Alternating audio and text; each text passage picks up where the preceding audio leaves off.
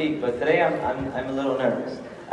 So first and foremost, I just want to thank God for putting me with all you guys, all these amazing people. So let's give it up for him, of course. Second, I want to give thanks to my great upline, the Ortizes. If you guys, they're right over there. If you guys can give it up for them.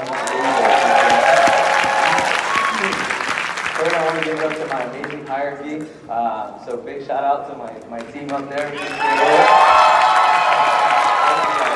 Thank you. And just another man I always want to thank because he just made such a huge impact in my life, and that's Mario Arizon.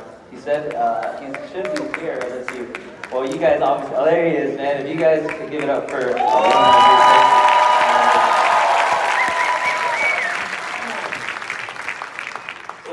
guys, I want to talk to you guys today about leadership, and by the way, leadership is preparation. So every time I do a speech, I want to make sure that I can touch somebody, right? Because I remember when I came to these events, and you guys know when some speakers come up and they give it their all, and you come back changed, yes or yes? Right? And we have some other speakers that maybe they come up, you're like, I didn't learn anything, right? So my commitment to you guys is that I won't do that to you guys. But I want to talk to you guys today about leadership, okay? And one of the things about being a leader is that leadership is attitude. The Lord has a couple animals that he identifies with, but one of them being the lion, okay? And I want to talk today about a little bit about the lion. See, the lion is not the biggest animal in the animal kingdom. It is not the strongest animal in the animal kingdom. It is not the largest animal in the animal kingdom. But who is the king of the jungle? A lion, right? See, a lion has one thing that leadership, okay, reflects like no other trait. And that is his attitude. See, when a lion sees an elephant, even though it's much smaller, it thinks lunch. When an elephant sees a lion, even though he's much smaller, he thinks, I'm going to get eaten. They both apply an attitude.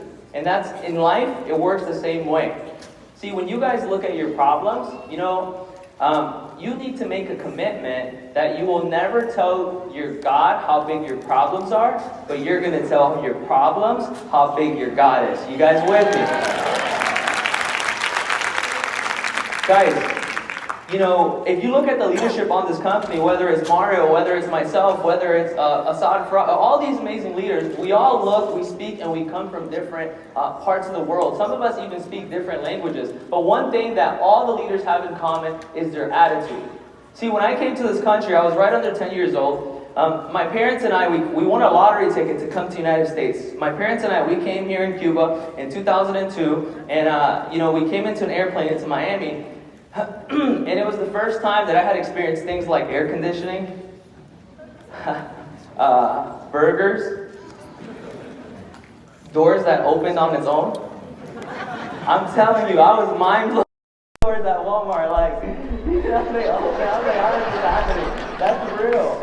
And I'm gonna do my best not to cry tonight because I'm gonna actually speak about my dad a little bit. And for those of you guys that know him, he's actually going through a pretty aggressive cancer right now.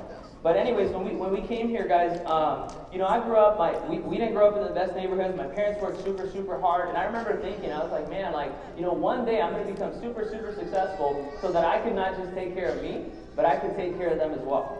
And I was doing that. One day I was 19 years old, and I was at a gym, and this guy comes up to me, and he says, hey, that I grew up playing baseball with. His name is Eduar. He's still one of my best friends to this day. He says, hey, man, I work with a financial company. We're expanding and looking for people. Have you thought about doing anything else? At the time, I was actually working for a door-to-door sales company, and I was like, hey, what do you got? See, guys, when I came into this business, I was 19 years old. My first year, I only made $8,000, and then I'm watching Abby over here. It's like her first year, she made like $400,000 or something, right? Like, what the heck, I failed my exam 6 times. I failed my securities exam 6 times, and I failed my 26th exam for like 2 years in a row. I'm serious. Like, they would know me at the test center. They'd be like, "What'd you get this time?" I was like a 50. They're like, "You got better." I was like, "Yeah."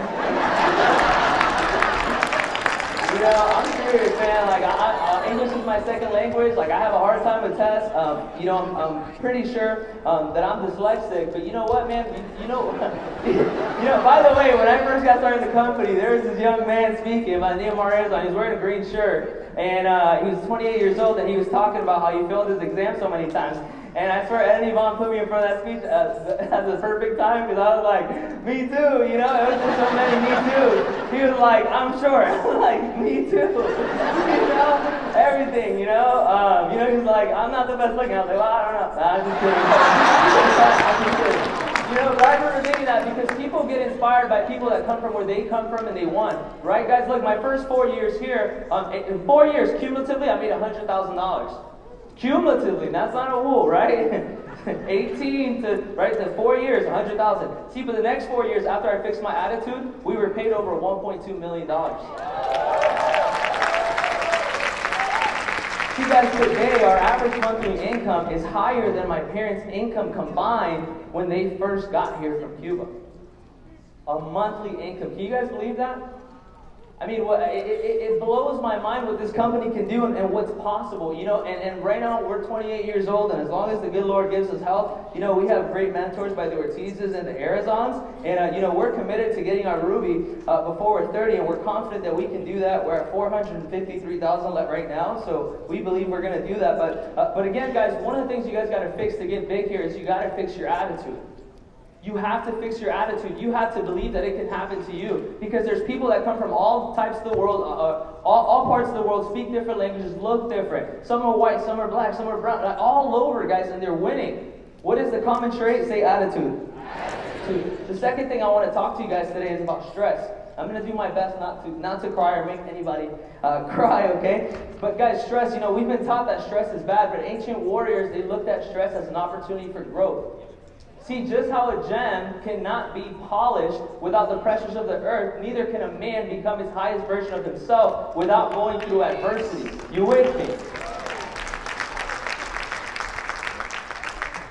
Guys, look, I wrote this down and I wanted to make sure it was right. And I wrote this down. It says, your thoughts may be involuntary, but your actions must be calculated.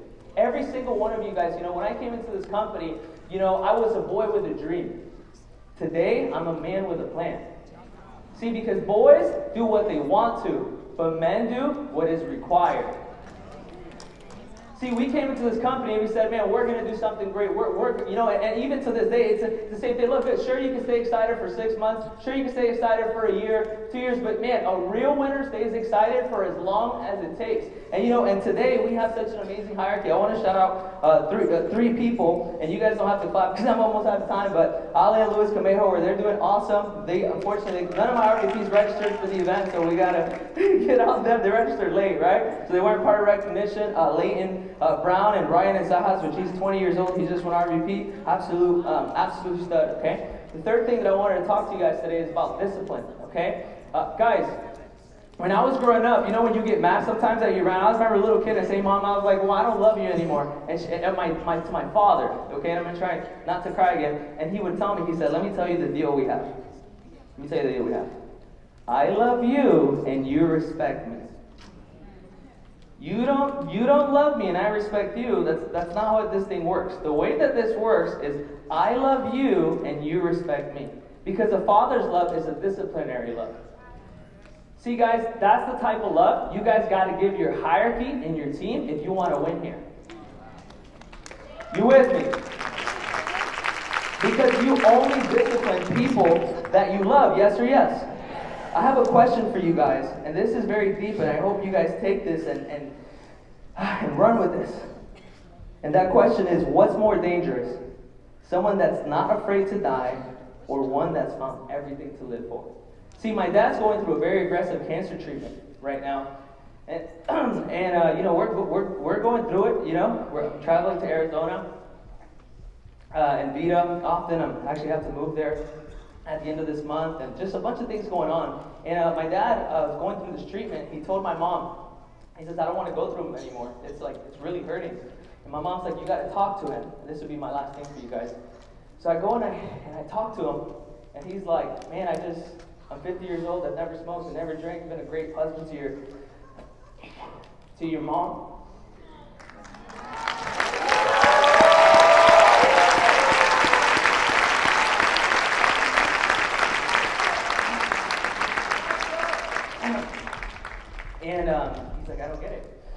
said, I just, if I have a couple years left, if that's the case, I don't want to be in pain anymore.